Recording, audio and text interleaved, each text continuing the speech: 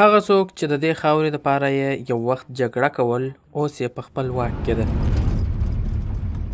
او دوی د خپل مشر او امیر پکښې پلي کوي. دا د طالبانو د تریاکو ضد ډله ده.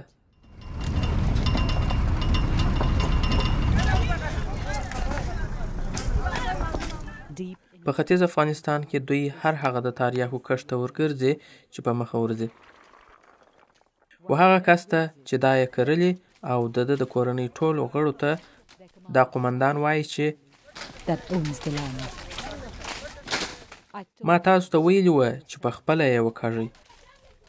یوه ښځه چې ګوښه ولاړه ده په غوسه پر دې سړیو نارې وهي خو بیرته ځي. په څو دقیقو کې دا ټول ویجاړ شول. پر دې تریاکو دې کورنۍ څو میاشتې خوارۍ کړې وې. د دوی زوی د امر څخه په سرغړونه بندي کړل سو خو تر اخطار ورکولو وروسته یې بیرته خوشي کړ.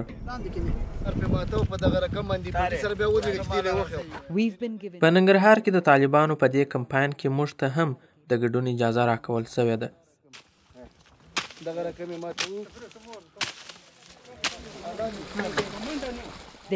دوی دا کمپاین د 5 میاشتو راهیسته پر مخ وړي. اوس نو موږ باید د پاکستان سره پر پوله لرې پرتو سیمو ته هم ولاړ سو چې تر څو تریاک پیدا او مات کړو. د ښي خواته دا کښت بشپړ له منځه ولاړی او اوس موږ یو بل کښت ته ورځو چې پر هغه هم کار روان دی له منځه وړل کیږي.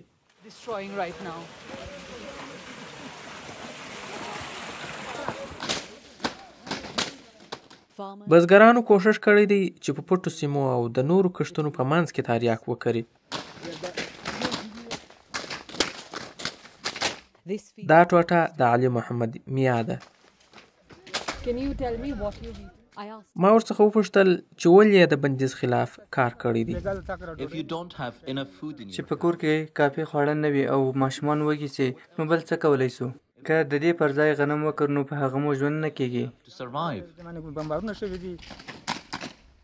د هغه راوروسته چې موږ د دوی سره یو ځای سوي یو نو دا د دوی 5 یا 6 کښت دی چې ویجاړوي او زموږ دلته تقریبا 20 یا 25 دقیقې کیږي چې راغلي یو. دا ډېر جالبه ده. دوی ډېر په تیزۍ سره کار کوي او کله چې دوی دا بټې ټینګ ووهي نو په هوا کې پورته سي او بیا یې دا اوبه رابادیږي چې همدا یې هغه شیره ده چې اوس یې په هوا کې داسې تریخ بوی جوړ کړی دی.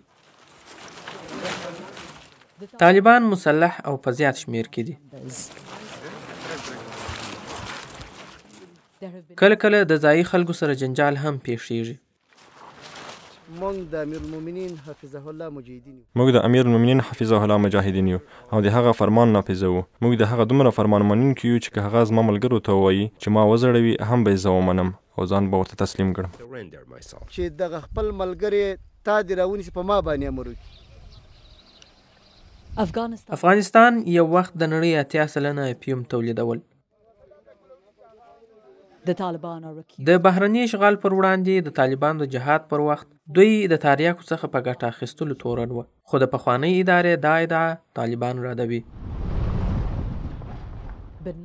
خو اوس چې موږ د سټلایټ د انځورونو څخه څه لیدلي دي په هغو کې د تریاکو د کښت بېساري کمښت راغلی دی.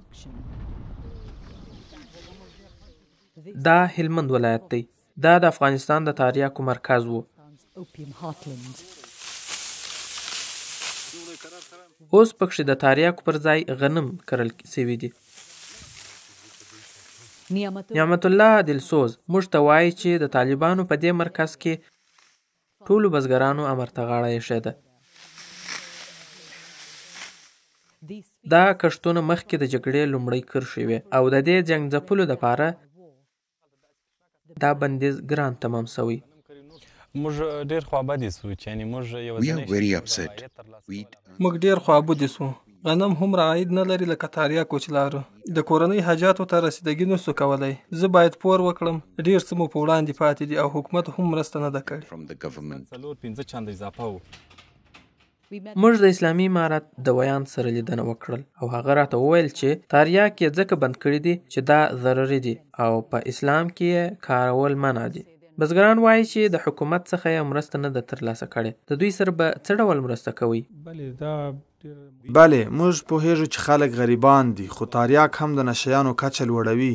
په دې برخه کې موږ پر نړیوالو غږ کوو چې د بزګرو لاسنیوی وکړي. خو تاسو پر موسسو باندې هم بندیزونه لګولي دي او ښځو ته پکښې د کار اجازه نه ورکوي او دوی بې له ښځو کار نشي کولی. نو بیا تاسو څنګه د دوی څخه تمه لرئ؟ دوی باید بشري موضوعات د سیاسي موضوعاتو سره یوځای نه کړي. تریاک یوازې افغانستان ته ضرر نه رسوي، ټوله نړۍ ورڅخه ضرر ویني.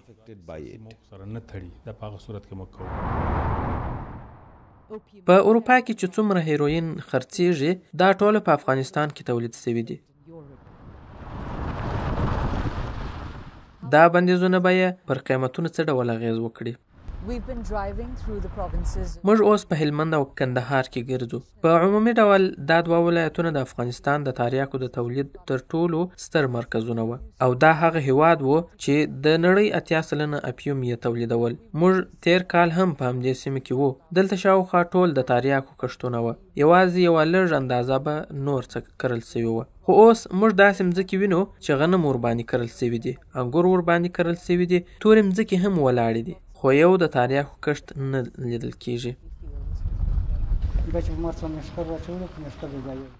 موږ د یو داسې بزګر سره ولیدل چې د تیر کال یوه کوچنۍ کڅوړه تریاک ورپاته دي. د ده د پټ ساتلو دپاره د ده نوم نه اخلو. دی وایي چې د دې یوې کڅوړې قیمت اوس 5 برابره د بندیز څخه د مخه په پرتله پورته سوی دی. دی د قیمت د نور لوړېدو په تمه دی تر څو د کورنۍ ګزاره یې تر ډېره پوسي.